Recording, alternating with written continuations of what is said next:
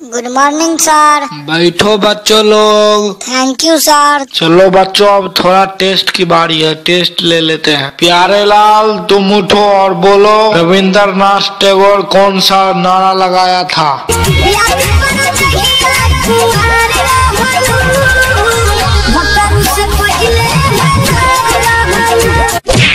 साला पढ़ाई पर ध्यान दो, तुम्हारा ध्यान भटक रहा है। Stand up. जी सर। तुम एक रहीम का दोहा सुना।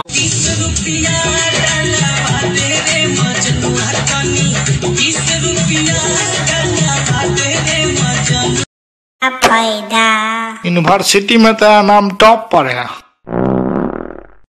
मंगलू, तुम खड़ा हो जाओ।